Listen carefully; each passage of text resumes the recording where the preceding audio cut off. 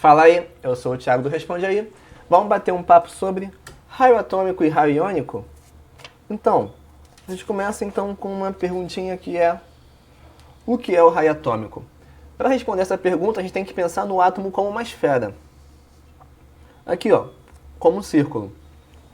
Então, no círculo a gente não tem que o raio, a distância do centro do círculo até a sua borda?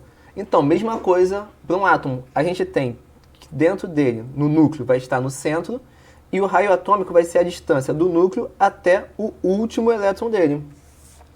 Então, ou seja, o raio atômico é a distância entre o núcleo até o elétron mais externo. Pensando que o átomo é um círculo. E como isso vai funcionar? Vamos aqui a um exemplo.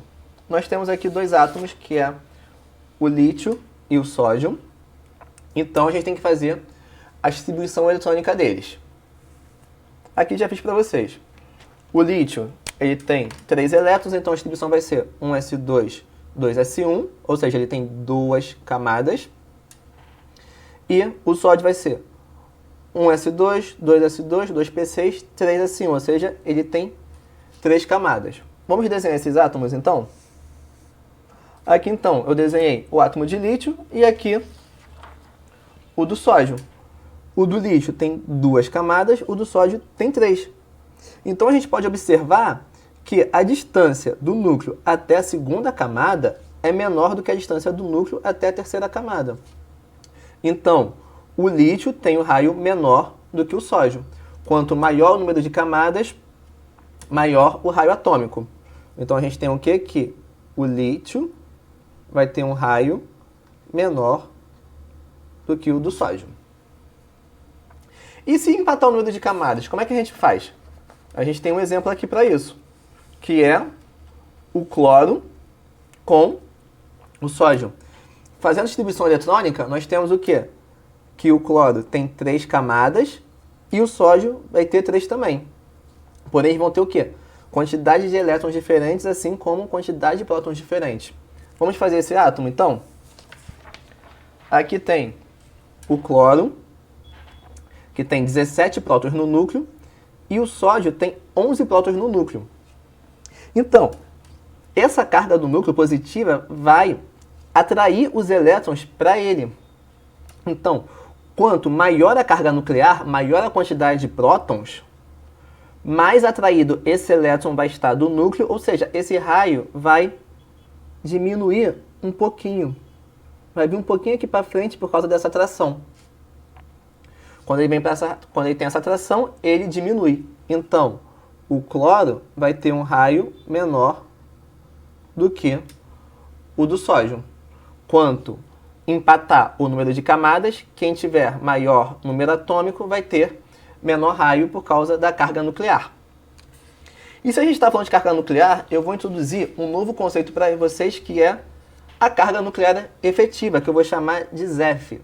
Esse Z é de número atômico e esse F é de efetiva.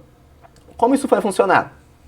Aqui eu tenho dois átomos com a mesma carga nuclear, com o mesmo Z. Aqui é uma situação hipotética que ele não tem elétrons internos. E aqui é a situação real que ele tem elétrons internos.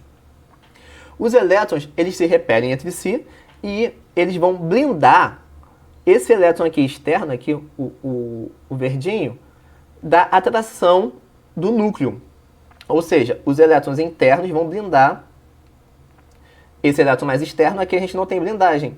Então, na real, a gente nunca tem a carga nuclear total. A gente vai ter um desconto daí que é a carga nuclear efetiva por causa dessa blindagem dos elétrons.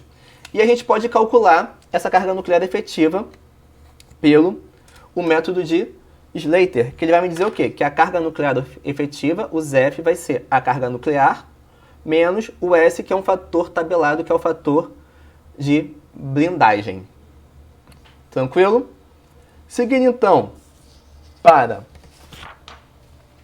uma conclusão, nós temos que quando nós não temos elétrons entre o elétron mais externo e o núcleo, a gente tem uma atração mais forte, e quando a gente tem esses elétrons aqui internos, a gente vai ter o quê? Uma atração enfraquecida.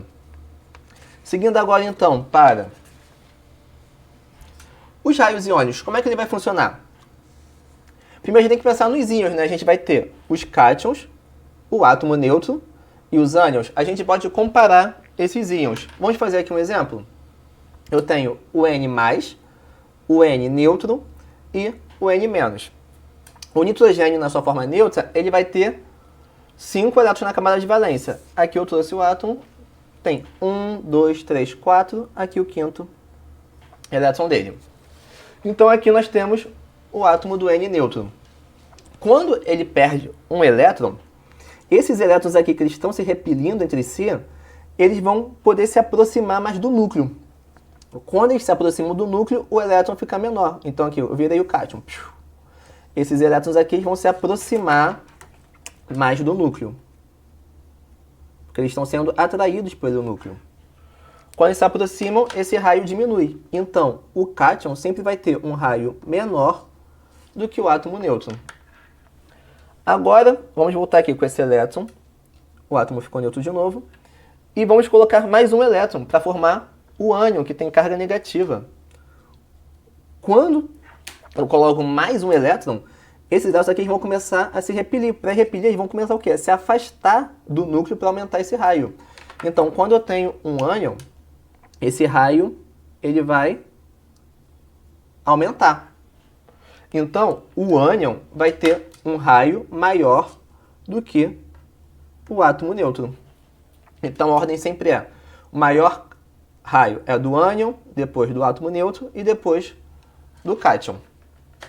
Para finalizar aqui nossa aula, eu trouxe para vocês um resumo. E a gente começa o resumo falando do raio atômico aqui, o Ra. Quando a gente olha para a tabela, a gente vem para olhar primeiro a vertical, que é o quê? O número de camadas. Conforme eu desço na tabela, eu aumento o número de camadas, eu aumento o raio atômico. Então, quanto maior o número de camadas, maior o raio atômico. Se empatar, o segundo passo é olhar o quê? O número atômico, que é quanto menor o número atômico, maior o raio atômico. Eu cresço nesse sentido aqui.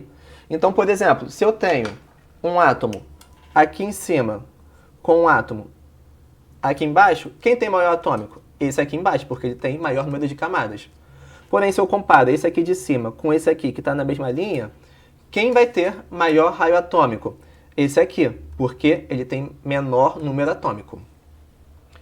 Agora, o resumo do raio iônico, só relembrando que os ânions vão ter maior raio que o átomo neutro, que vai ter maior raio que o cátion.